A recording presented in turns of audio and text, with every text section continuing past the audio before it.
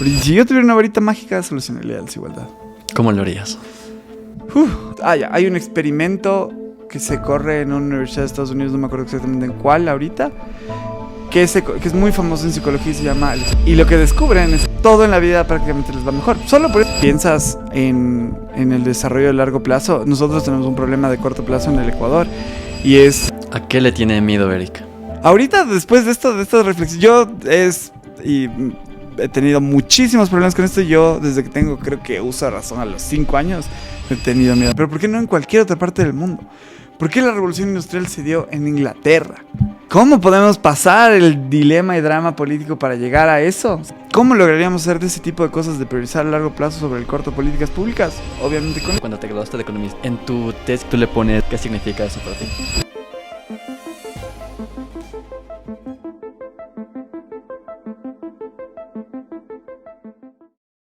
Bueno, quiero comenzar con una pregunta y bueno es... ¿cuál es la mejor manera de poder entender quién es Eric?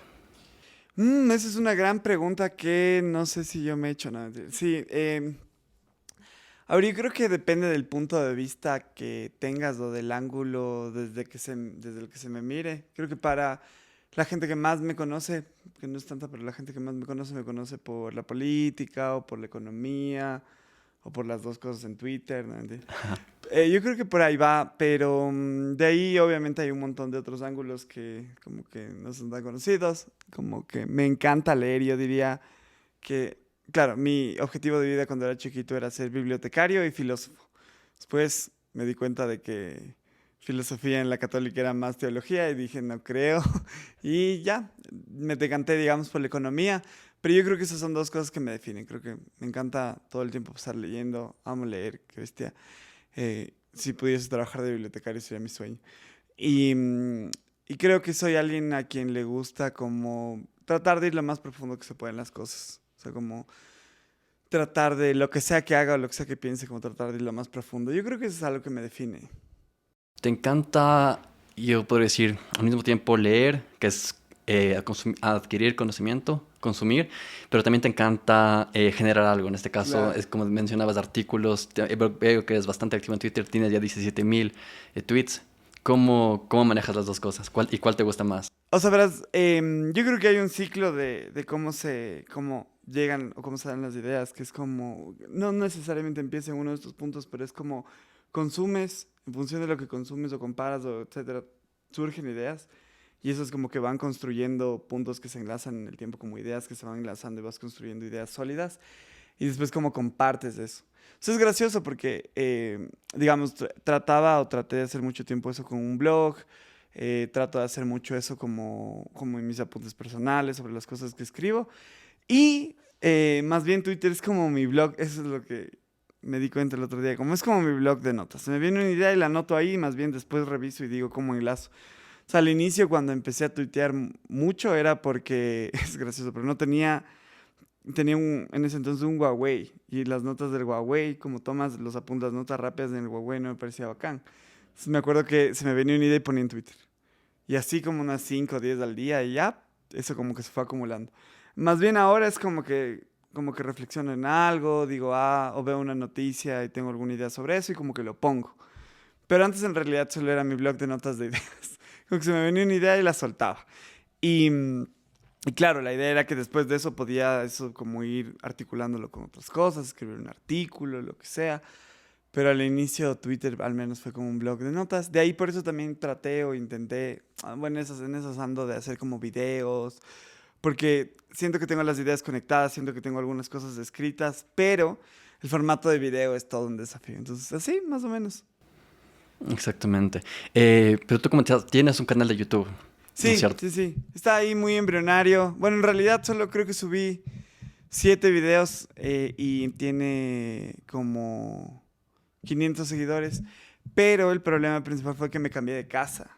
Entonces, Ujú. como vos de ley sabes, Javier, es bien complejo armar los sets. Y ya armado un set, tener que armar otro. Y encima donde me cambié, tenía que tipo pintar las paredes. No, fue una desgracia. Ahí perdí como 3, 4 meses. Recién, hace unas 2, 3 semanas como que ya me establecí, ya volví a armar el set. Ujú. Entonces como que estoy planeando retomarle.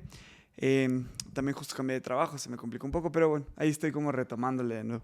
Otra faceta que creo que muy poca gente conoce de ti es que fuiste scout. Ah, sí, eso no ¿Por conoce qué es mucha eso? gente.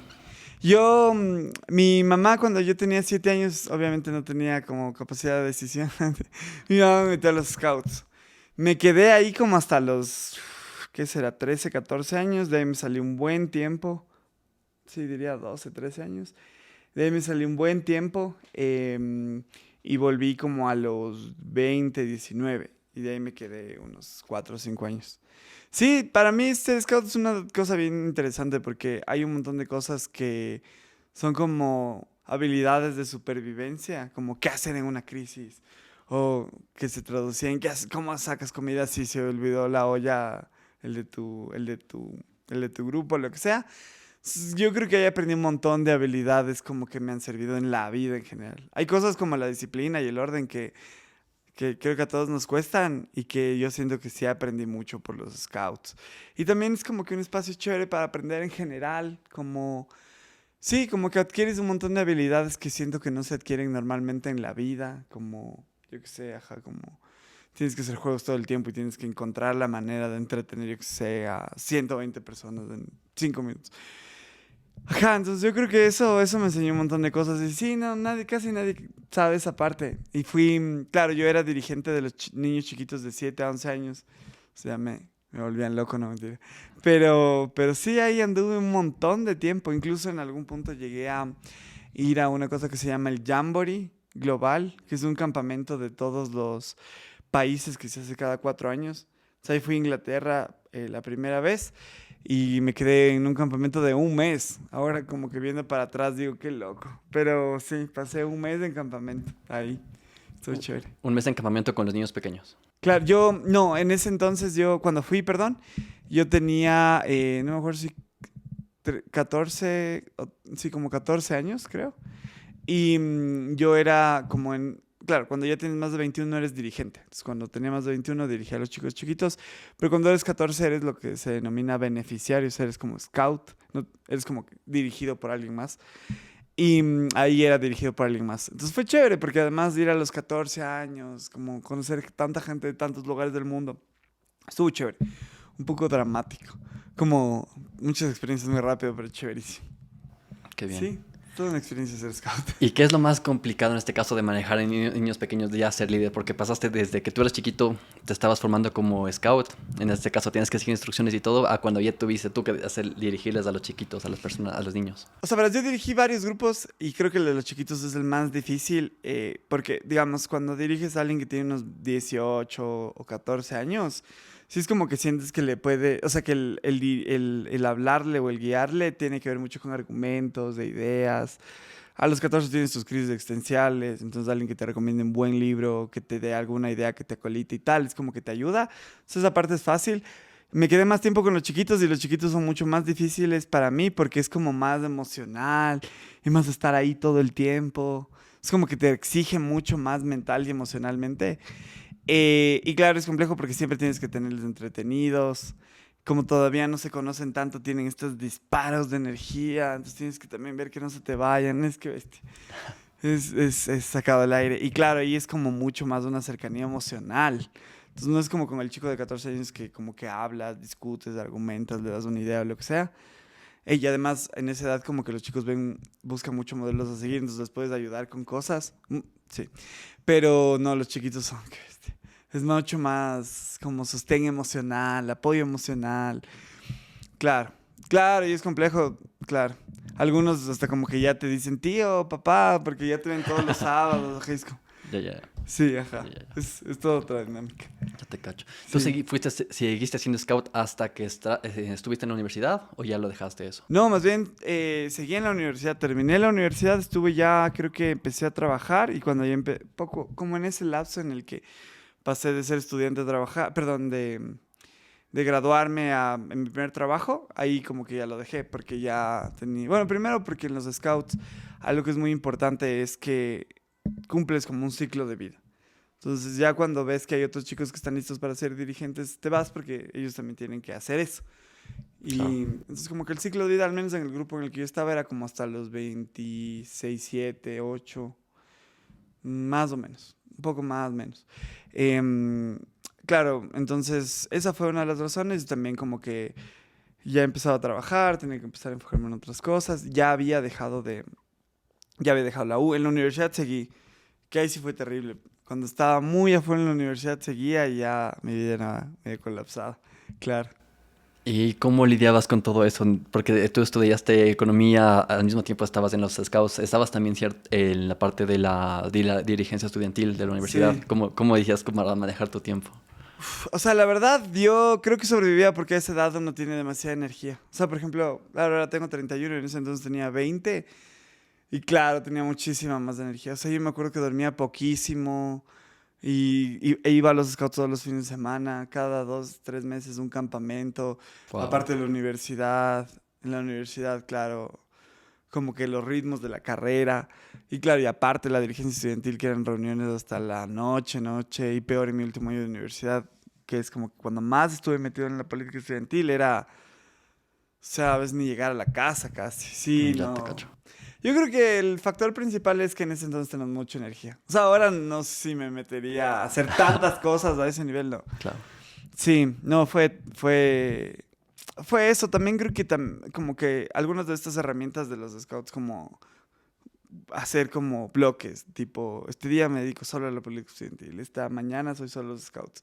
Y como que no dejo que los bloques se traslapen. O sea, como si estoy en los scouts no estoy como que respondiendo mensajes de la política estudiantil. O si estoy en la política estudiantil no estoy respondiendo mensajes de los scouts, viceversa. Como que eso me ayudó. Creo, sí, pero igual fue, qué bestia. Fue el periodo más intenso de mi vida, definitivamente. Sí, muy, muy Pero te intenso. gustó estar en la política estudiantil, porque estabas en la FEUCE y después en la FEUP, me parece. Claro, o sea, a mí me gustó, a ver, yo llegué en primer semestre a la universidad, como todos, ¿no? Llegué en primer Ajá. semestre a la universidad y como que yo ya tenía cierto interés, ¿no? Mi mamá y mi papá habían estado, se conocieron, y la razón por la que me tuvieron, básicamente, fue porque ellos se conocieron en la política estudiantil. Entonces, como que las historias de la casa, que te comentan cómo eran sus tiempos, etcétera, y ya como que me daba yo sabía que existía la política estudiantil, sabía cómo más o menos era. Mis papás eran de la central, era otra dinámica completamente, pero yo llegué a la católica y como que me interesó. Me empecé a meter a la ASO, en la Asociación de Estudiantes de Economía. Eso siempre como que digo de, de chiste, pero también les decía como la importancia del proceso de la política estudiantil, porque yo empecé como limpiando el piso, así como que acolitándoles con ideas, etcétera.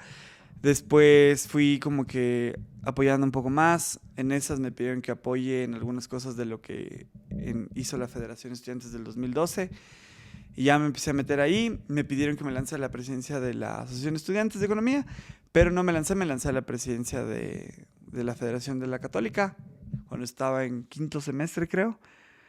No, en sexto semestre. Gané en sexto semestre y fui presidente séptimo y octavo, que son los últimos 2 semestres de Economía. Y sí, o sea, a mí me gustó un montón, muchas cosas de la política estudiantil. Me gustó y ahora creo que comparándolo con lo que creo que es la vida ahora, me gustó que la política estudiantil es bien desinteresada. O sea, es como que siento que o generalmente tenemos una idea de la política o de lo que es la política, de lo compleja, a veces sucia, tránfuga que puede ser la política. Y siento que, al menos en las universidades privadas, por alguna razón, no había prácticamente nada de eso.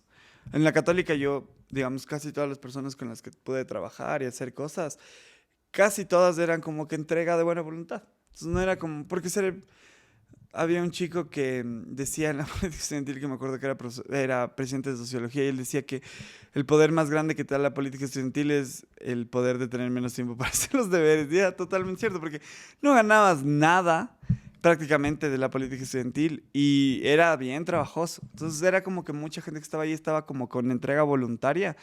Y yo eso es algo que a mí me encantó. Muchos de los proyectos que hacíamos eran de voluntariado. Bueno, ahí responder también a las coyunturas de los problemas de los estudiantes, pero todo era como que entrega. Es como, eso me encantó y por eso creo que me vale tanto. Sí. Hablas de los momentos, por así decirlo, buenos, en este caso, las experiencias positivas, pero ¿hubo algún momento, alguna experiencia que haya sido mala, tal vez? O sea, no sé si mala como tal, pero la más desafiante fue, porque yo llegué a la presidencia en 2014, sí habían como unas relaciones, a ver, como un poco tensas con ese entonces del rectorado, que es tu principal referente como de los polos de política en el mundo universitario estudiantil. Y el momento más complejo fue cuando en 2014, a la mitad de mi periodo, porque la primera mitad fue como tranquila, creo. Pero la segunda mitad de mi periodo, justo en uno de esos puntos, el rector en el Consejo Universitario decide pasar una resolución para incrementar drásticamente el costo de las carreras. Entonces a mí se me hace, por ejemplo, el otro día estaba hablando con unos chicos de la cátedra y me decían que claro, que pagan como, por poner un número, $4,500 al semestre. Y yo no lo podía creer porque yo cuando empecé la católica yo pagaba 1,300, creo. O sea, era mucho menos. Y claro, era lo que yo les decía, o sea, si hubiese costado 4,000, cuando yo tenía que ir a estudiar, no sé si hubiera entrado a la católica. Y claro, la resolución que dio paso a esos incrementos agresivísimos en el costo de la universidad se dio cuando yo estaba de presidente. Entonces, claro, fue complejo porque en un primer momento tratamos de hablar con la universidad, como incluso por fuera de mí, sino también con las asociaciones de escuelas de estudiantes. Cada facultad tiene una asociación de estudiantes. Entonces tratamos de canalizar el diálogo por ahí porque para que la federación no como que digamos, aglutine solamente el diálogo por este problema que era muy grande. Pero al final no se pudo y creo que el momento más complejo fue cuando nos dimos cuenta de que la única posibilidad era tomar medidas fuertes con la universidad. O sea, si vas 6 meses hablando y te están como, como dando largas y no dándote respuestas, llega un momento en complejo en el que tienes que tomar decisiones. Y yo, claro, me acuerdo que las dos soluciones eran, o sea, el momento era tan tenso y las salidas eran tan pocas y la institucionalidad de la universidad había fallado tanto en llegar a un punto medio de respuestas con los estudiantes que solo nos quedó como, claro, ponerle una denuncia a la universidad por haberse saltado un reglamento del Consejo de Educación Superior y hacer movilizaciones. O sea, y fue re complejo. Obviamente, al día siguiente, el rector, en una sesión del Consejo Académico, me dijo que me iba a expulsar, todos esos dramas que eran complejos y por suerte mi mamá se enteró después de que lo solucioné, porque si no me hubiera matado. Pero es complejo porque dices, o sea, al final estoy arriesgando 4 años, perdón, de esta carrera, 8 semestres.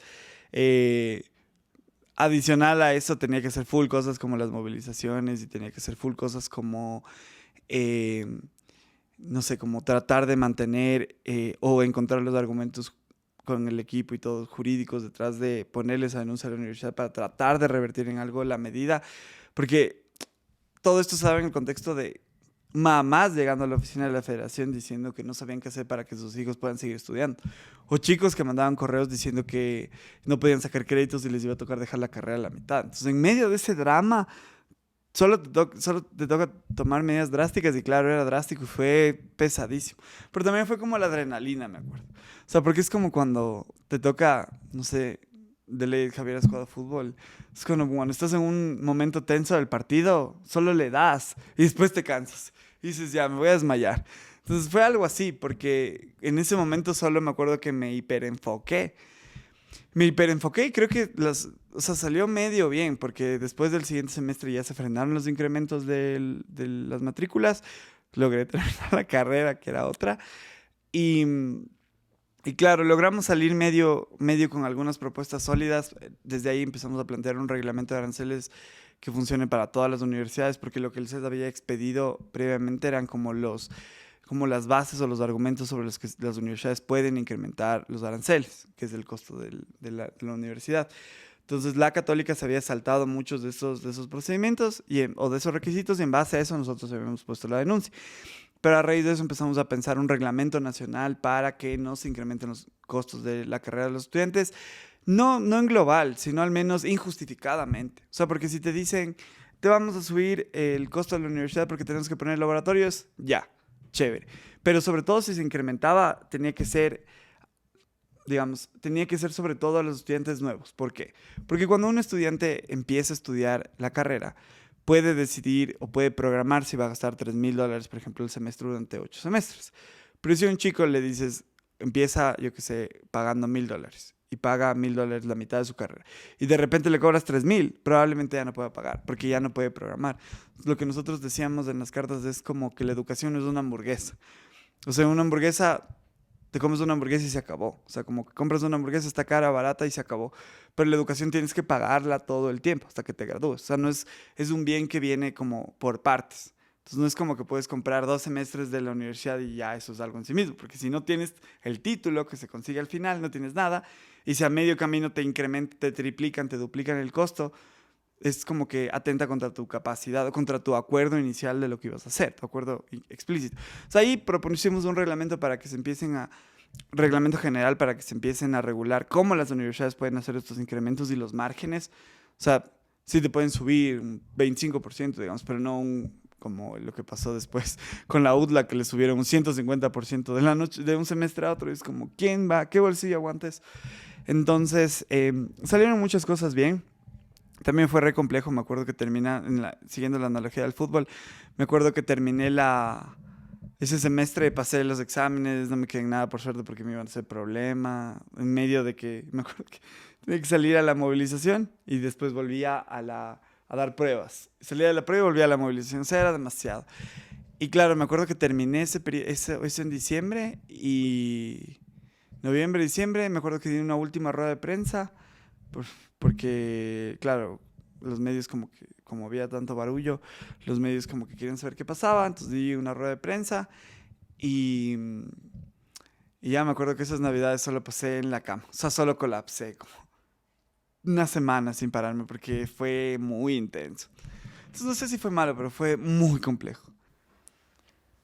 Al escucharte, al escuchar tu historia, ¿alguna vez pensaste y ver, bueno, mejor dicho, al escuchar tu historia y ver tantas dificultades, tantos problemas, viendo que sufrías tú, en este caso tu mami también, ¿alguna vez pensaste en darte por vencido? Yo creo que justo cuando tomé la decisión más fuerte que fue enfrentar directamente a la universidad, ya no había vuelta atrás. Es como, hay que hacer esto hasta que se acabe. Entonces, no, creo que además era el impulso, es como que veía tanta gente atrás. O sea, nosotros siempre en el país, en la ciudad, hemos escuchado las movilizaciones de la Universidad Central, de los estudiantes del Mejía, bueno, con todas las críticas de la parte buena y mala, pero nunca había escuchado una movilización de la Católica. Es más, me acuerdo que cuando estábamos en las movilizaciones, con un amigo que era historiador veíamos, y la última movilización de la Católica, como de los estudiantes de la Católica, había sido convocada por el rector y fue como en el contexto de sacarle a Lucio de la presidencia. O sea, es como, no había como una movilización fuerte de los estudiantes. En 2012, justo 2 años antes de que yo asuma la presidencia, hubo las primeras movilizaciones que ya llegaban como a los cientos de estudiantes por ahí, digamos, pero en el contexto en el que nosotros estábamos con la gente desesperada, la gente salía mucho más. O sea, yo creo que la primera convocatoria a movilizaciones, me acuerdo cuando llegué a la plaza como del parque, de la entrada de esta palmera, de la entrada de la Católica, y estábamos como 20, dije, bueno, que estemos los que estemos. Después ya hubo cientos de estudiantes, después de eso o sea, como que logramos cerrar la 12 de octubre como por horas y recorrerle a la universidad, o sea, porque había mucha gente. Entonces, cuando ya ves toda esa gente detrás, ya no puedes parar, digamos. O sea, es Ujú. como, en parte también la gente te sostiene o te impulsa, como que te sostiene un montón.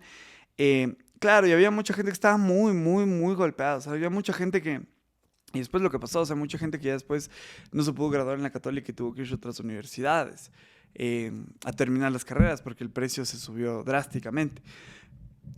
En ese año, digamos, para muchos se les duplicó el costo de la carrera. Entonces, fue fuertísimo. O sea, para hacer la analogía de que ahora, digamos, ahora no hay nadie que pague lo que, por ejemplo, yo pagué cuando empecé a estudiar en la Católica. Entonces, era tan fuerte que la gente, y también estaban tan preocupados que te sostienen la gente. O sea, es como que no le puedes llegar a un día a decirles, bueno, creo que ya me cansé. No, no hay posibilidad porque hay mucha gente que cuenta contigo y eso siento que era como lo que te sostenía. Entonces yo a mí ni se me pasó la idea. Obviamente en diciembre entré casi en estado de coma, no mentira. O sea, solo no me paré toda la Navidad de la cama porque estaba muy molido, pero durante el proceso frenar no. Eh, Después de todas estas, bueno, no sé si decirlo problemas o inconvenientes, todo lo que te pasó en en la universidad y después en la representación estudiantil, tú decidiste seguir estudiando, buscar una maestría. ¿Qué te Claro. motivó a seguir estudiando? No, yo siempre quise hacer una maestría y siempre quise hacer una maestría en dos universidades. O sea, quería hacer dos maestrías en dos universidades, que eran la London School of Economics y Cambridge. Entonces, no, desde que entré a la carrera, o sea, como que de Cambridge entendí la importancia de Cambridge en la economía como en un segundo o tercer semestre y de la London School of Economics en un quinto o sexto semestre. Entonces yo ahí, desde que estaba ahí, estaba claro. Y además a mí la economía como que me encanta, en esta lógica de que me encanta leer, me encanta tratar de comprender la sociedad. Y yo creo que la economía es decir, cómo se relacionan las variables materiales de la vida determinan mucho cómo evoluciona la sociedad, qué pasa en la sociedad. Entonces yo creo que la economía es como la base del funcionamiento de la sociedad. Obviamente detrás de la economía está el comportamiento humano y puede que la sociología vaya más profundo, pero a mí me encanta la economía porque siento que es como la relación con lo concreto. Obviamente lo abstracto importa, pero como que me encanta la economía. Y quería estudiar maestrías, entonces me fui a hacer la primera maestría en la London School of Economics. Qué bestia fue fue más tenaz que el salir de una movilización a dar prueba, ¿no? Y volver. Tal cual fue, qué bestia, qué fuerte. Em, pero me encantó absolutamente. O sea, ahí creo que solo, no sé, creo que solo cuando estudias afuera, hace algo tan intenso, te das cuenta de que no, o sea, como que el pregrado es re suave. Yo me acuerdo que, por ejemplo, cuando empecé las clases de econometría en la London School of Economics, en la primera clase ya se había agotado todo lo que aprendí en el pregrado. O sea, era como que desde la primera clase en adelante ya todo era nuevo. Todo era nuevo y a un nivel de densidad complejo. Entonces siento que, claro, o sea, me encantó porque como me encanta leer y estar ahí metido todo el tiempo, estaba como re chévere. Pero sí fue un desafío, o sea, yo me acuerdo que de todo el tiempo que estuve en la London School of Economics tuve 2 o 3 fines de semana, o sea, un fin de semana libre bien y de ahí un par de fines de semana libres más o menos. Entonces yo, por ejemplo, quería viajar en Inglaterra, que me encantaba, ya había ido una vez a Londres, pero como que quería viajar más en Inglaterra y no pude porque estábamos muy a full. Y también quería como viajar a otros países de Europa, pero estaba muy complejo, o sea, estaba muy intenso el ritmo. Y, y ya, entonces, pero me encantó, me encantó, me encantó. Creo que fue todo lo que quería. Hice un programa que es la mixtura de dos carreras, que es Historia Económica y Economía del Desarrollo. Entonces estuvo bacán. Pero claro, como eran dos facultades, además era más exigente porque tenías cursos de dos cosas que se parecían pero no eran iguales. Pero estuvo bacán, estuvo re bacán. ¿Hay algo que no te gustó de eso, tal vez? Mm, mm, creo que ya siendo más abstractos en la parte de los métodos cuantitativos de cómo se estudia la economía, había agenda muy cerrada. O sea, es como que yo estaba en la facultad de historia de la London School of Economics, de, de historia económica, y la parte de los métodos en historia económica es todo. O sea, es como la forma de sacar conclusiones, yo que sé, de hace 1000 años, es si tienes un buen método para procesar un montón de datos. Es como que esa parte es muy rigurosa y a veces siento que eso puede a mucha gente hacerle muy cuadrada. Y al mismo tiempo estaba en otra facultad, que era la Facultad de Desarrollo Económico. O sea, en la Facultad de Desarrollo Económico más bien como ves del presente el pasado cercano y el futuro. O sea, no ves qué pasó hace 1000 años, sino que pasó hace como 200, 150 años y el futuro y lo que está pasando ahora. Es como una facultad que se permite explorar nuevas ideas mucho más, es como mucho más abierta. Entonces esa interacción entre las dos fue complejísima. Y eso fue desafiante, pero sobre todo, digamos, lo único que no me gustaba es que a veces había gente como súper cuadrada en la parte de historia. Pero de ahí estuvo súper bien, súper bacán. Increíble. Esta parte me dejó con una inquietud. ¿Quién es tu mayor influencia en cuanto a tu pensamiento actual?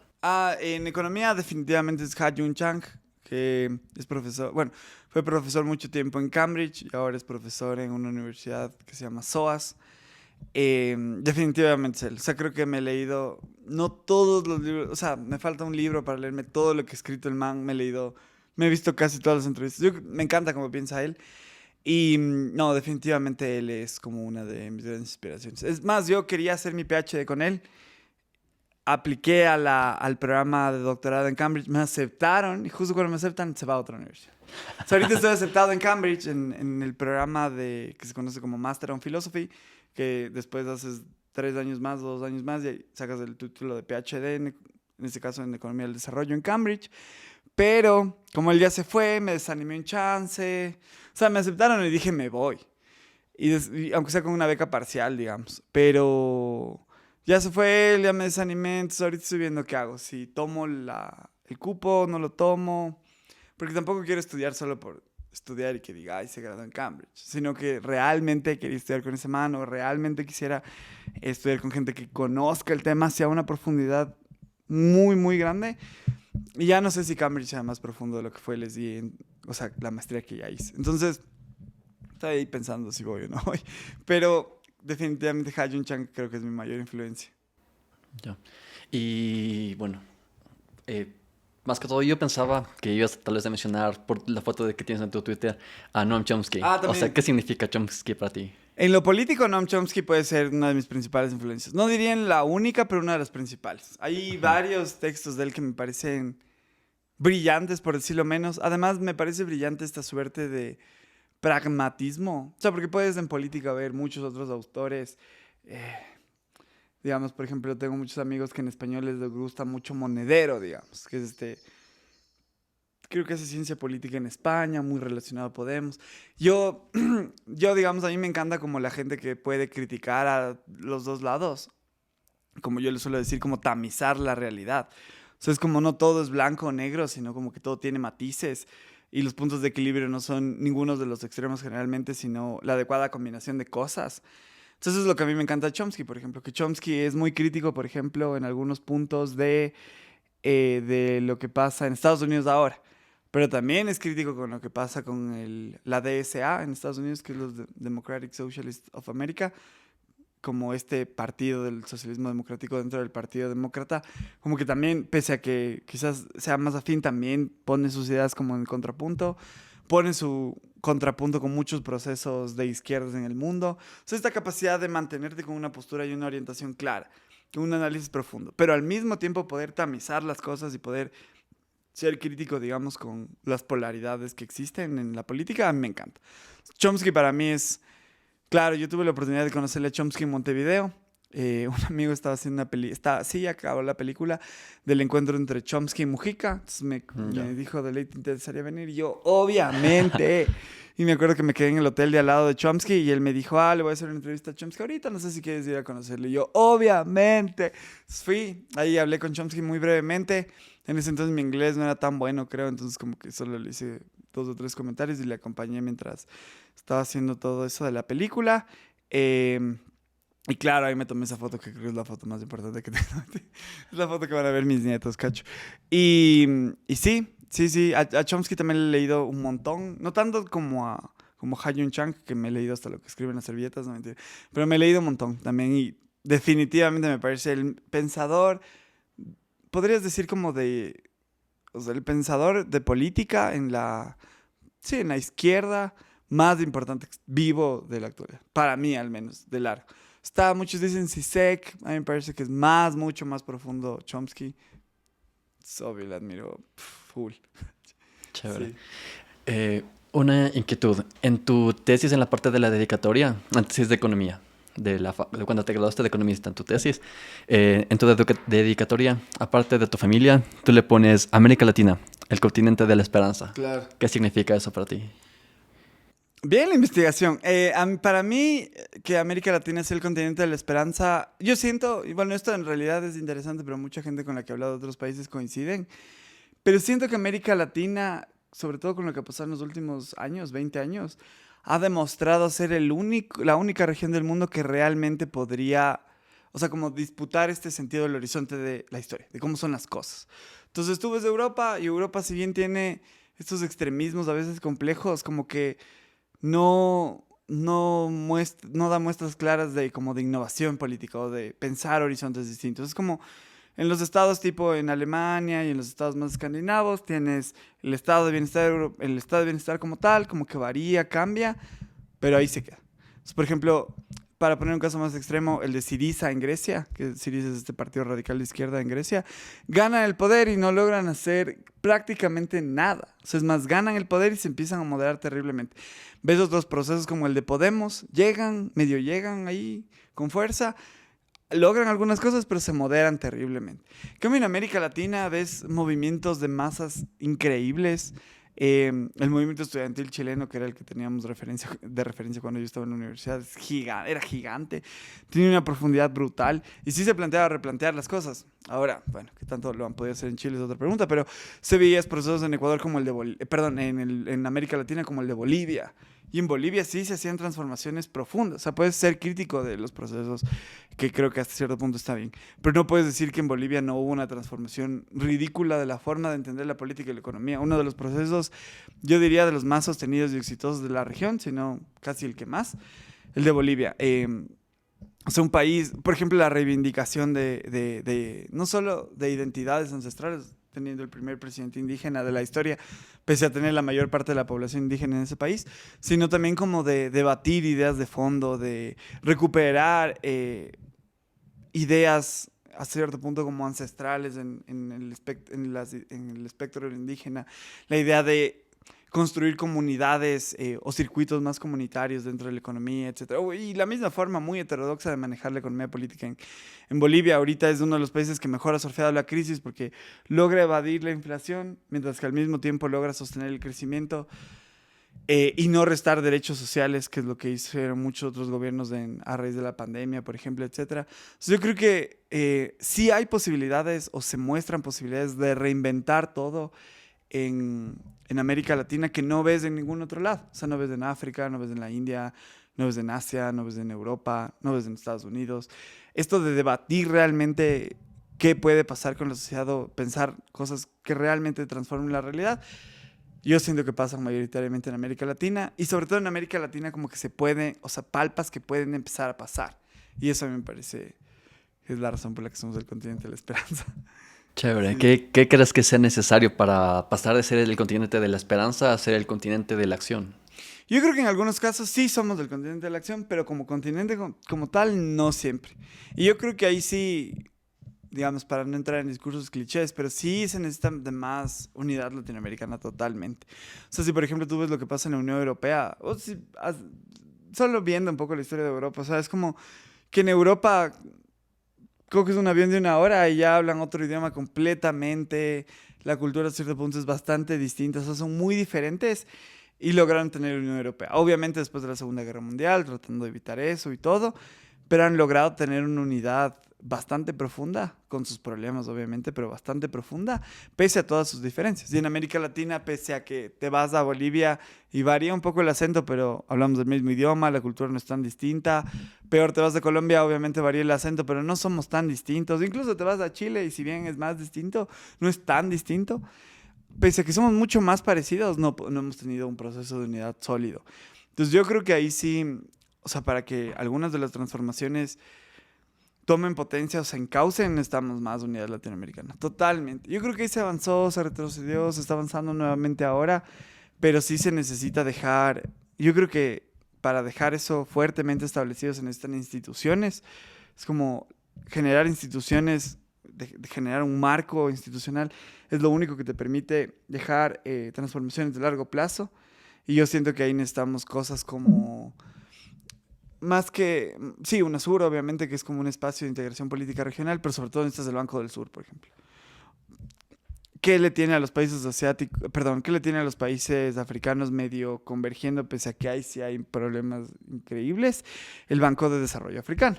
Porque de una u otra forma es un espacio de convergencia o es un espacio que sí les lleva a hablar de la política. Ay, si tú tuviste un problema, ¿cómo te ayudamos en el resto de países? Puede ser, pero sobre todo lo que todo el mundo está pensando y es en la papa, ¿no? O sea, en cómo haces que la economía mejore, cómo haces que las cosas se desarrollen, etcétera. Yo creo que por eso la institución más importante que tenemos que dejar es el Banco del Sur. O sea, no puede ser que nuevamente puedes hablar del Banco Central Europeo, en Norteamérica, bueno, Estados Unidos, pero, y tienes el Banco de Desarrollo del Sur, tienes una fuerte propuesta del Banco de Infraestructura Asiático, bueno, dominado por China, pero tienes propuestas de bancos regionales, bancos con mucha cabida. Incluso ya se habla como de la estructura financiera de los BRICS, Brasil, Rusia, India, China y Sudáfrica, pero no hablamos fuertemente del Banco del Sur. Y es como, y ni siquiera es, claro, el jugador central es Brasil, que por suerte ahora tiene toda la intención de hacerlo.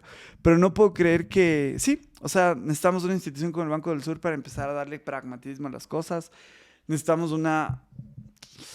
digamos, la Unión Europea empieza con un mercado, con una unión comercial. Yo creo que en América Latina algo así se necesita. Se les conoce como unidades arancelarias o bloques arancelarios. Tienen que mejorarse las cosas, pero si queremos mantener, o sea, darle a la región la potencia que podría llegar a tener, necesitamos de ley más unificación regional. Definitivamente. Yo diría ese es el punto uno casi de la agenda, si es que queremos pasar a ser como más la región, no solo de la esperanza en el futuro, sino de la acción y los resultados.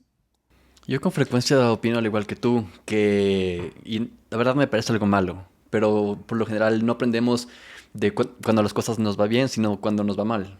¿Crees que no sé, crees que sea, bueno, haciendo un poco de referencia a Batman, crees que sea necesario que tenemos que caernos para poder levantarnos? Ese es una gran reflexión. A ver, yo creo que no necesariamente tienes que caerte para aprender, pero sí hay cosas, o creo que hay varias cosas por las que necesitas caerte para realmente entenderlas. Entonces es como, siempre se puede aprender de la experiencia ajena, pero no hay nada como la experiencia, digamos.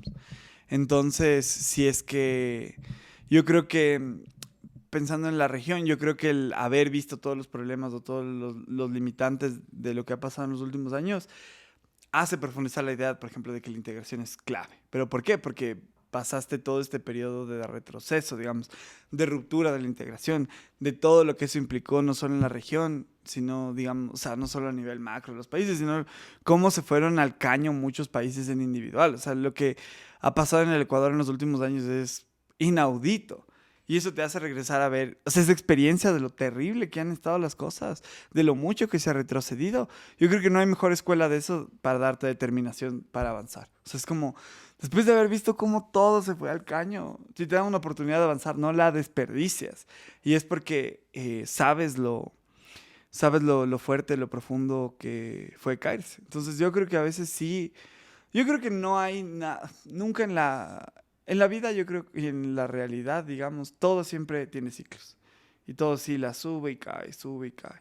Entonces es imposible, yo creo, en términos como de cualquier arista de la vida, o sea, la vida profesional, la vida familiar, la vida, lo que sea. Siempre vamos a tener periodos de pendulación. Y yo creo que es justamente aprovechar la caída lo que te ayuda a llegar nuevamente arriba y es aprender cómo es estar arriba, digamos, para que esa siguiente caída no sea tan fuerte. Pero necesariamente creo que pasa por la subida y la caída en todo. Claro, pero hablando justamente de subidas y caídas, a ratos yo creo que vemos las cosas muy a corto plazo, demasiado a un plazo demasiado corto. En mi caso personal creo que cuando una familia trata de, no sé, de pensar en sus hijos, ellos piensan en qué voy a comer hoy, qué van a comer mis hijos hoy. ¿Cómo crees que podríamos generar no sé, algún tipo de política para pensar más a largo plazo? Mm, eso es interesante. Hay una anécdota histórica que a mí me encanta y es cuando los británicos les piden a los chinos que les den la isla de Hong Kong. Entonces los británicos dicen, ya, entonces les vamos a pedir por un periodo de tiempo ridículamente grande. Entonces vamos a pedir Hong Kong por 100 años. Entonces van y más bien los chinos dicen, ya solo nos piden 100 años y les dan. Y obviamente Hong Kong ya volvió a ser de China y ahora están en el drama que están en Hong Kong. Pero la historia es que cuando se analiza, esto lo leí, claro, en un libro de política, pero la idea detrás era como que los ingleses pensaban que 100 años era tanto tiempo que ya no importaba, ya era casi la eternidad, no importaba pensar más allá de eso. Y más bien para los chinos que es un país de 2300 años, o sea, o sea, es un país, es una nación que ha estado constituida antes de Jesús y sigue constituida, esa es la única, digamos. Prácticamente, bueno, podría decir la India, ya. Pero sobre todo China como casi como una unidad de Estado central administrativa es la que más ha durado. Y, y ahí sí te das cuenta de cómo o de las diferencias entre pensar en cortos y largos plazos y la importancia de pensar en el largo plazo. O sea, yo creo que la razón por la que China ahorita se está desarrollando tanto, tan rápido es porque siempre han puesto, o bueno, casi siempre han puesto el largo plazo por sobre el corto plazo. Y ahora claramente van a llegar a ser, o ya son para muchos, la nación más importante de la Tierra, porque tienen el crecimiento más fuerte, ves las innovaciones tecnológicas, todas están allá. ¿Y cómo hacer para que nosotros pensemos más en el largo plazo que en el corto? Es bien complejo. En economía hay una cosa que se le...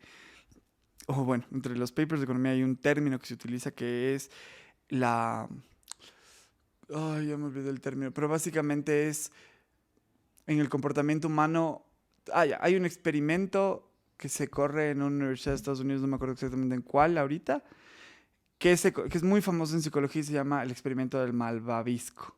O sea, el experimento del malvavisco es este experimento que todos hemos escuchado, que ponen en una sala Ah, ya sé, sí, sí. a un montón de niños y les dicen, a ver, Juanito, Pepito, Marianita, lo que sea, te voy a dar este malvavisco, pero si cuando yo vuelva no te has comido el malvavisco, te puedo dar otro malvavisco. Entonces, obviamente, si el niño piensa en el largo plazo, se come 2, si piensa en el corto plazo, se come 1, que es tal cual. Esto se llama la gratificación tardía, se le conoce. Y lo que descubren es que cuando los niños que logran no comerse ese malvavisco y tienen lo que se denomina mayor gratificación tardía, o sea, prefieren el largo plazo, la gratificación después, en el largo plazo, descubren que esos chicos tienen mejores notas, mejor peso, mejor salud, mejores ingresos, mejores relaciones matrimoniales. O sea, todo en la vida prácticamente les va mejor, solo por esta habilidad de poder priorizar el largo plazo sobre el corto plazo. Lo interesante de este experimento, y es algo que trato de últimamente aplicar en mi vida y que podríamos hacer política de Estado de alguna forma, es que cómo logran esos niños resistir a la tentación. Esa es la pregunta más fuerte. O sea, sí, los que resisten les va mejor, pero ¿cómo logran? ¿Qué pasa en sus cabezas? ¿Qué pasa? Y descubren que la principal razón por la que logran es porque los niños que logran, no comerse el malvavisco son los que no ven el malvavisco. Eso es una cosa brutal. ¿Qué hacen los niños que tenían el malvavisco y no querían comerse? Les tapaban los ojos, se metían debajo de la mesa, se imaginaban que el malvavisco era un animalito y como que al cambiarle la identidad no se lo podían comer. Y después al volver obviamente no se lo comían. En cambio los niños que se comían el malvavisco se quedaban viendo el malvavisco diciendo no me lo voy a comer, ¿no? Y obviamente se lo comían. Entonces, por ejemplo, eso se aplica, yo trato de aplicarlo a mí me encanta jugar videojuegos, no puedo negarlo. Entonces es como que no puedo. Entonces digo, no voy a jugar una media horita más, no. Estoy como en ese tiro y afloje y casi siempre termino jugando, entonces me escondo la palanca del play, por poner un ejemplo. Entonces, yo creo que eso, digamos, si piensas en el desarrollo a largo plazo, nosotros tenemos un problema de corto plazo en el Ecuador y es la explotación de recursos naturales. O sea, nosotros si ves nuestra economía de exportaciones, 90 y algo % es de explotación de recursos naturales. Y es la salida fácil. O sea, es como todo el mundo dice, es que el Ecuador, ¿por qué no estaremos bien si tenemos tantos recursos naturales y tenemos tantas cosas en el país? Y es como justamente por eso. O sea, porque es más fácil para el país, digamos, exportar mucho petróleo ahorita que ponerse a desarrollar industrias de largo plazo. Si en lugar de exportar tanto petróleo le bajásemos a eso y tratásemos de frenarle para empezar a exportar gasolinas, o sea, sacar con lo que se requiera, con el esfuerzo denso que se requiera hacer eso, nuestros ingresos por exportaciones se dispararían. Entonces, ¿cómo lograríamos hacer de ese tipo de cosas de priorizar a largo plazo sobre el corto políticas públicas? Obviamente con leyes, con generación de institucionalidad, pero son cosas difíciles, así como para mí dejar de jugar Play. No. También para el país es difícil el olvidarse, el dejar de ver un ratito los recursos naturales, el dejar de ver todo eso, dejar de darle prioridad y darle prioridad a lo de largo plazo, que en economía siempre o casi siempre se traduce en producir tecnología. Entonces, ¿cómo podemos hacer eso? Con leyes. ¿Cómo podemos pasar el dilema y drama político para llegar a eso? O sea, por ejemplo, recién estaban tratando de lograr un tratado de libre comercio ahí para incrementar las exportaciones de plátano y estas cosas. Y es como, eso nunca ningún país se desarrolló exportando plátano. Nunca, ninguno, jamás. ¿Cómo dejas de darle atención a eso y darle prioridad a desarrollar las cosas que sí te desarrollan? Tener más educación para lograr producir más tecnologías, tener más institutos de formación tecnológica, que es uno de los grandes éxitos de Alemania, por ejemplo. ¿Cómo logras esas cosas? Es difícil. O sea, porque lo más difícil es que no solo es decirle a otra persona lo que tiene que hacer, sino tú mismo ir contra el deseo de tener la gratificación inmediata, de tener la plata de extra de vender más plátanos de inmediato o de vender más petróleo inmediata, sino darle prioridad a estas cosas de largo plazo. Y es re difícil. Pero se podría hacer con leyes, creo yo. Con otra constitución, no mentira. Cuando te escucho hablar sobre todo este tipo de políticas, me llama bastante la atención y tengo sobre todo la pregunta de si tú pudieses cambiar una ley en América Latina para mejorar, bueno, a toda la población, toda la sociedad de acá, ¿qué harías? Qué gran pregunta. O sea, si me dices ahorita en el Ecuador, la tengo clara. En el Ecuador, no. A ver, la tengo clara en orden de las cosas que pasan ahorita. Yo, si ahorita pudiese cambiar una ley, sería la ley monetaria que pasó Moreno al final de su periodo, porque por eso tenemos 10.000 millones de dólares de una reserva monetaria anclando los depósitos de la banca privada, que es básicamente que el Estado apalanca el riesgo de los bancos en lugar de invertir esa plata en el Ecuador. O sea, mucha gente no sabe, pero el dinero que el FMI nos presta no está en la economía, mucho, está en la reserva monetaria, haciendo nada. O sea, solo apalancando el riesgo de la banca nacional. Entonces, de ley te han llamado Javier a ofrecer tarjetas, a decir, ay, tiene un gran cupo, le damos estas 5 tarjetas, o ya tiene un crédito preaprobado de $40,000, de $60,000. Y gran parte de eso, o eso pasa porque el riesgo de la banca está apalancado en la reserva monetaria. Es decir, si tú recibes, Javier, ese crédito de 60,000 y no pagas, y el banco entra en default y todos los bancos se friegan, todo el dinero de la reserva monetaria entra a los bancos. Y obviamente eso nos da más estabilidad, pero ¿tiene el Estado que apalancar el riesgo de una actividad privada? El único sector económico que se ha disparado en los últimos años es la banca. ¿Sabes? Todo lo demás estamos bien mal.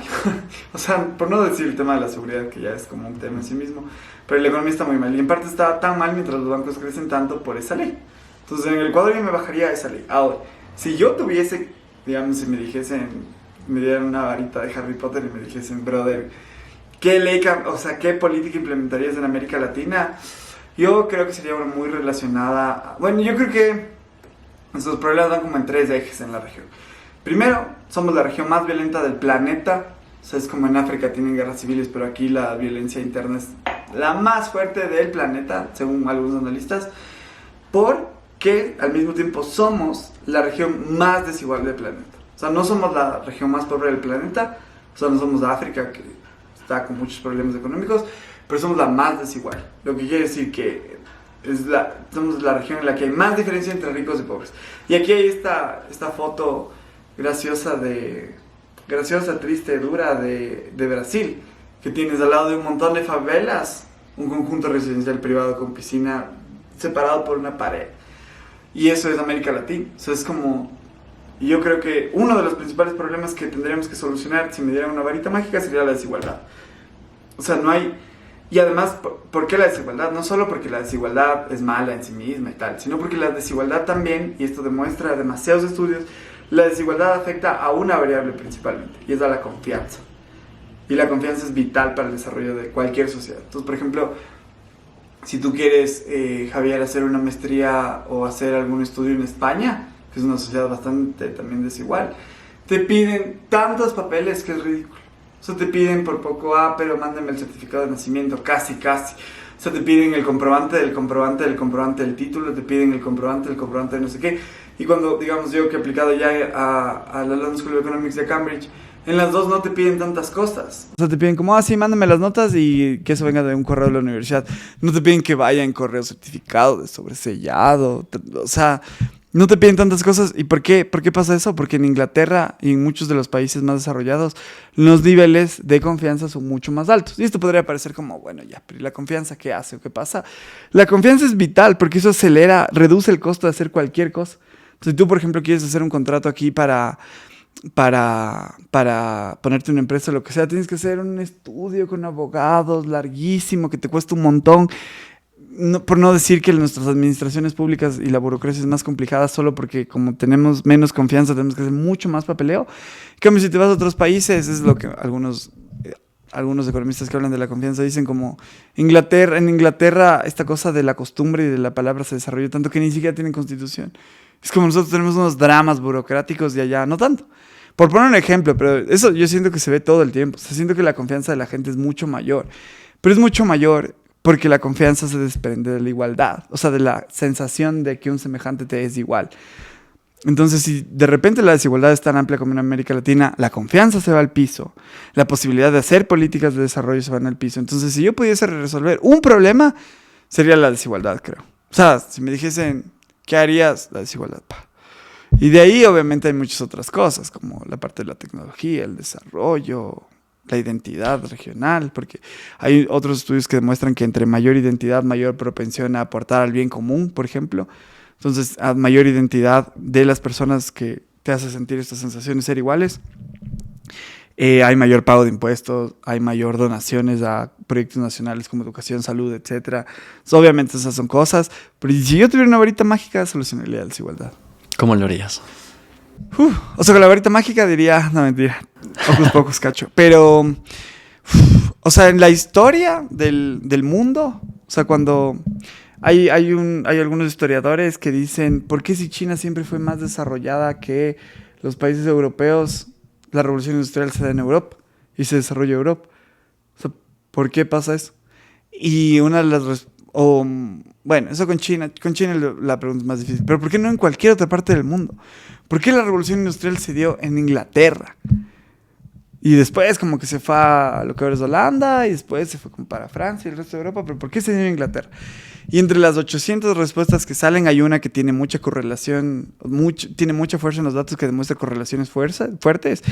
Y es que Inglaterra era una de las naciones que más tenían que cobrar impuestos. ¿Pero por qué tenían que cobrar impuestos? Porque vivían en guerra. Entonces, ¿por qué Francia e Inglaterra se desarrollan tan rápido?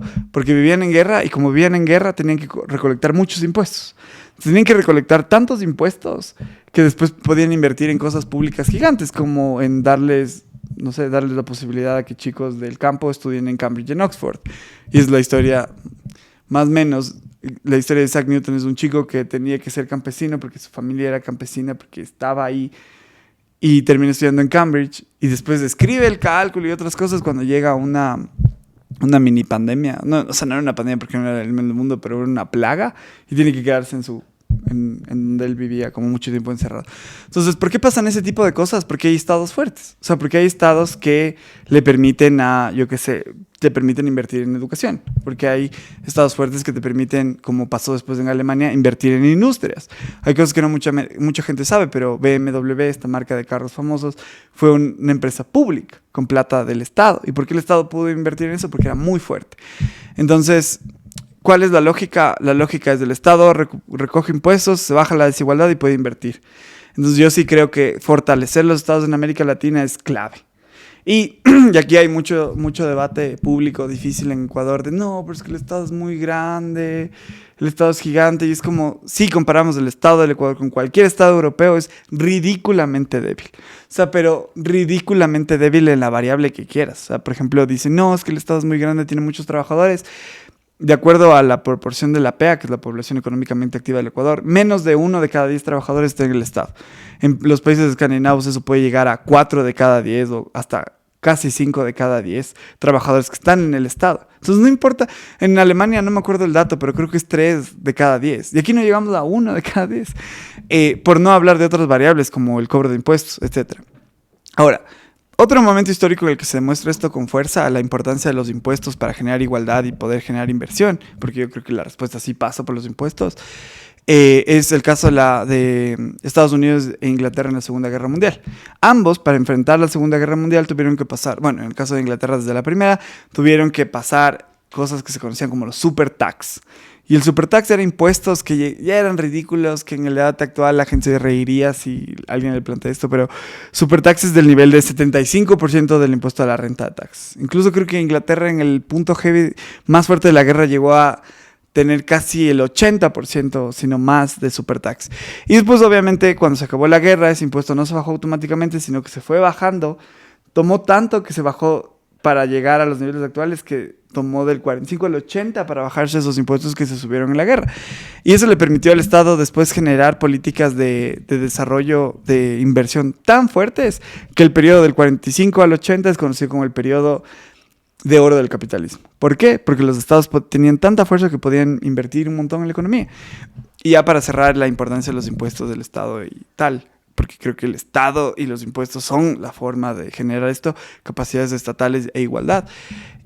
Solo vemos a China ahorita.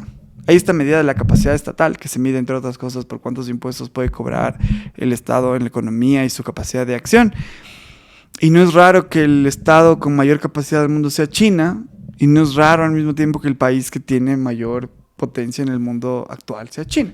Entonces, como el Estado y la fuerza del Estado y a través de los impuestos y la capacidad de acción pasa mucho por, o tiene mucho que ver con cómo se desarrollan los países, y ese es el principal problema de América Latina, yo creo, y eso reduce la desigualdad automáticamente, casi. Entonces, creo que eso es como yo lo haría, como haciendo que el Estado sea más fuerte y poniendo una mejor progresividad de los impuestos. O sea, por ejemplo, lo que Lazo hizo de subir el impuesto a los trabajadores y dejarlo de las empresas igual, me parece terrible.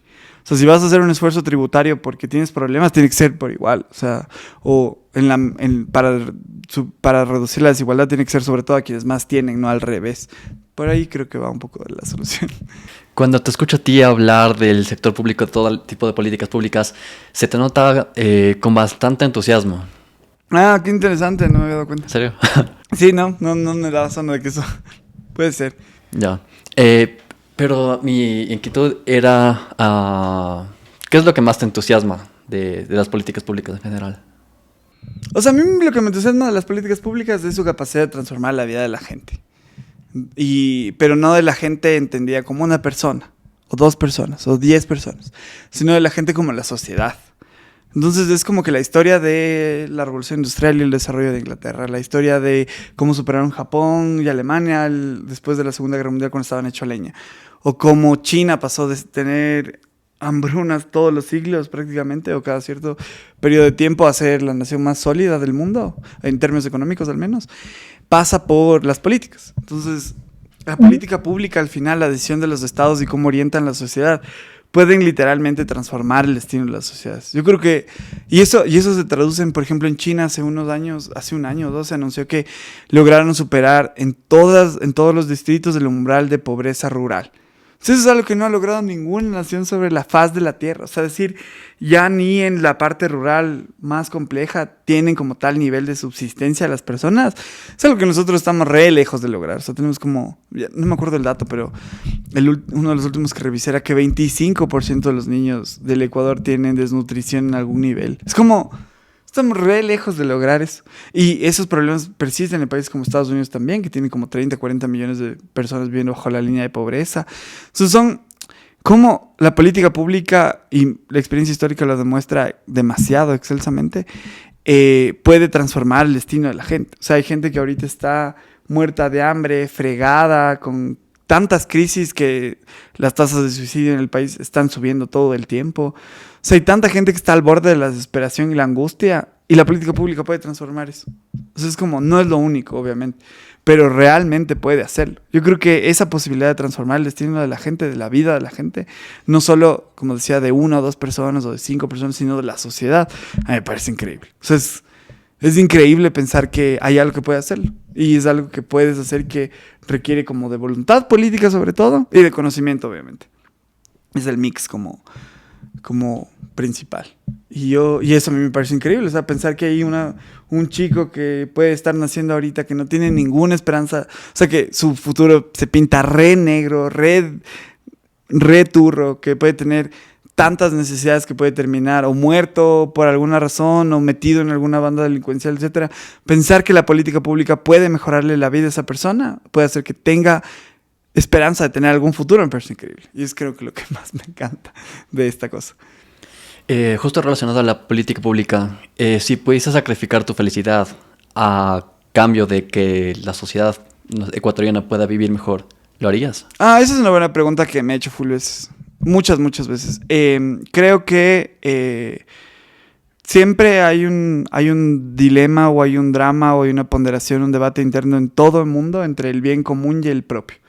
Entonces uno siempre dice como, hay mucha gente que opta claramente por su bien común, que opta por su bien individual. Entonces hace cosas como, yo qué sé, evadir impuestos y mandar la plata a paraísos fiscales para no pagarlos, y que el Estado, y qué pasa a cambio, el Estado no puede hacer programas sociales para los más necesitados, por ejemplo. Entonces básicamente ponerse a uno por sobre la sociedad. Pero también hay el contrario, y hay gente que pone la sociedad por encima de uno mismo, y hay muchas atrocidades que se han dado en el mundo por eso, pero hay gente que, yo que sé, hace eso y se olvida de su familia, se olvida de todo y se entrega completamente a la sociedad y termina después fregado, digamos. Hay muchas historias de gente que se metió en la política en América Latina, sobre todo en las décadas pasadas, que se metió tanto en trabajar la sociedad que después terminan a los 60, 65 años, o sea, con muchos problemas, con la familia rota, con un sacrificio personal y familiar brutal y sin tener nada sólido en lo que anclarse. Entonces es como una varada personal compleja. Entonces, yo creo que a lo que hay que siempre propender es a que las mismas cosas que te dan realización personal son las que te dan realización colectiva. Entonces, digamos, Javier, que a ti, me invento, te encanta la música. Si puedes enlazar la música que te encanta, tocar la guitarra que te encanta, con el bien común, con esto de sentir que sirves a la sociedad, yo creo que ese es el equilibrio. He pasado leyendo mucho esto del sentido de la vida. Y yo creo que al final siempre el sentido de la vida recae en expresar servicio a los demás, de alguna forma. O sea, por ejemplo, tú haces el podcast, sí porque te encanta, sí porque te gusta editar, pero de ley porque quieres comunicarle algo a la gente que le pueda servir en su vida. Y eso es de alguna forma de servicio. Entonces yo creo que siempre el sentido de la vida, así seas la persona más egoísta de la tierra, se expresa en alguna forma de servicio. O sea, servicio a tu perro, a tu gato, a tu lo que sea. Pero siempre se expresa, si tienes una vida que tenga sentido, siempre termina siendo una forma de servicio. Y equiparar ese servicio entre el desarrollo personal y el de la sociedad. O sea, que ese servicio sea la sociedad como un todo y que esté alineado a lo que haces personalmente, yo creo que es la forma de reconciliar ambas. Y creo que es lo que me permite como pasar estas crisis, digamos. Cuando estaba en esta crisis de la política estudiantil, no era solo un sacrificio por la causa, digamos. Y yo decía, bueno, sí, me van a quemar, me van a botar de la U y todos estos problemas y lo voy a hacer porque me quiero inmolar y sacrificar y tal. Sino que también sentí una realización en el servicio. O sea, era como, nada, nunca me llenó tanto como las señoras o las mamás que venían a la oficina de la federación o nos mandaban correos o me escribían o incluso, bueno, una creo que me llamó, diciendo como, muchas gracias por todo lo que hace por mi hijo, por nuestros hijos o por la situación y tal. O sea, nada te va a llenar nunca como eso. Y es al mismo tiempo, entonces no es como un sacrificio, es como realmente ese servicio le da un sentido y te llena.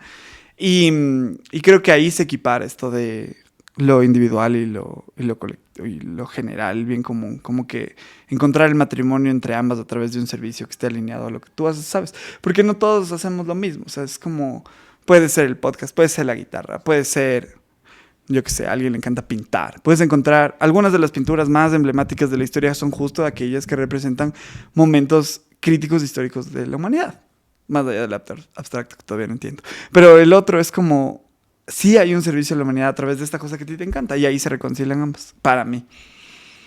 Perfecto. Eric, y como parte de la tradición del podcast, el anterior invitado te dejó una pregunta para ti. Ah, ¿en serio? Sí, pero sin saber que era para ti. Ah, bacán. ¿Cuál es la lección de vida que sientes que ha hecho mayor impacto a la persona que eres hoy? Wow. O sea, yo creo que tengo full ideas de cuál podría ser.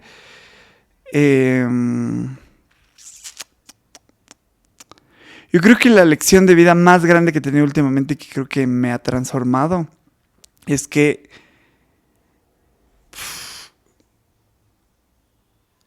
creo que las personas siempre estamos en la polaridad entre el miedo y el placer. Como casi, si te pones a ver, yo siento que hay esta tercera fuerza que es la realización de lo que decía el servicio, pero las otras dos son el miedo y el placer. Entonces siempre haces algo para evitar algo a lo que le temes o algo para obtener algo que te da placer.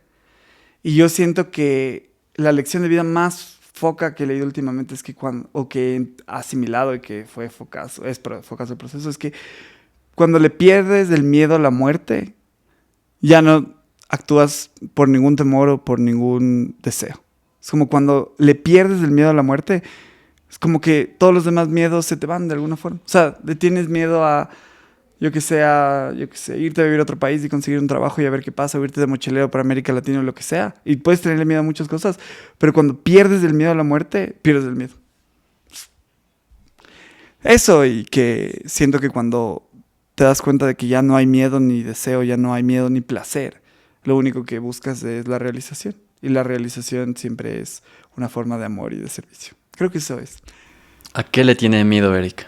Ahorita, después de esta reflexión, he tenido muchísimos problemas con esto. Yo, desde que tengo, creo que uso razón, a los 5 años, le he tenido miedo a la muerte.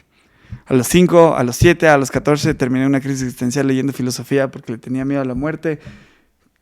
cuando como que tomo o estoy con mis panas y ya me quedo existencial, le tengo miedo a la muerte. Desde hace unos 3 meses siento que ya no tanto. Y siento que ya no le tengo miedo a en general hacer cosas. Por ejemplo, últimamente porque la ciudad está tan mal, me da miedo salir a fiestas porque decía, no, uno ya ahora no sabe en esta ciudad, se ven tantas cosas que puedes salir y no volver literalmente. Claro, me pasa igual. Pero si sueltas el miedo a la muerte, ya no le tengo miedo a quedarme una horita más con mis amigos conversando y después agarrar un Uber, digamos. Obviamente puede salir todo muy mal, pero ya no le tengo miedo a la muerte porque, sí, no sé. O sea, siento que es como... Siento que hay como una trascendencia en la vida más allá del periodo de la vida en sí misma y eso me ayudó a superar el miedo a la muerte y siento que eso me ha quitado muchísimos miedos. O sea, por ejemplo, otro miedo que tenía, que es el miedo que más me ha estado como paralizando hasta hace un tiempo, era el miedo a dejar la oportunidad de ir a Cambridge. O sea, ahorita estoy aceptado en Cambridge, hay par becas que podrían darme y digo, ¿pero para qué voy a ir a Cambridge si ya fui a la London School of Economics? El brother que más admiro en economía ya no está ahí, ¿para qué voy a ir a Cambridge? Y digo, pero ya no tengo tanto ese miedo. Porque digo, bueno, o sea, el miedo de la oportunidad, o obviamente que te digan, ay, se graduó en Cambridge y todo lo que eso social y económica y laboralmente implica. Pero como que ya no le tengo miedo a dejar esa oportunidad de ir porque estoy más enfocado como que en las cosas que me dan realización ahora. Es como leer, escribir, trabajar, etcétera. Entonces, sí. O sea, en lo concreto, el miedo a la muerte ha sido para mí el miedo más fuerte que he tenido toda mi vida. Últimamente es el miedo de dejar ir la oportunidad de Cambridge. Y en general el miedo diario a salir a la calle en esta ciudad. Pero siento que últimamente, claro, dejando la idea del miedo a morir se me ha ido mucho. O sea, digo como, lo que va a pasar, pasará. Y, digamos, se me hace muy complejo pensar que la trascendencia de la existencia individual se limita como en la vida. O sea, no sé, como en una sola vida, no sé. Pero bueno, eso. Por ahí va. Pregunta difícil, obviamente, así que... Pero es...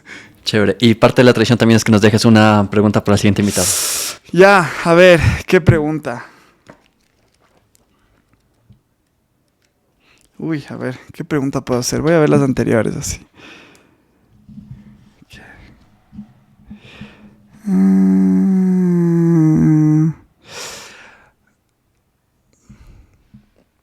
Quiero poner una pregunta cercana a esta pregunta que siempre me gustó del oráculo de Delfos, que siempre el oráculo de Delfos en Grecia decía como, hombre, conócete a ti mismo y conocerás al universo y a los dioses. Entonces la pregunta que siempre se hacían era, ¿quién eres? Entonces, siempre a medida que te preguntas en la vida quién eres, más te cachas, más te conoces, pero más te conoces en la esencia. Pues creo que puede ir por ahí, como realmente sabes quién eres. Eso podría darle una crisis de identidad a más de uno, pero la voy a dejar aquí. Qué buena pregunta. O sea, no tienes que decirla en voz alta, pero bueno, está bien. Bueno, ya lo dejé.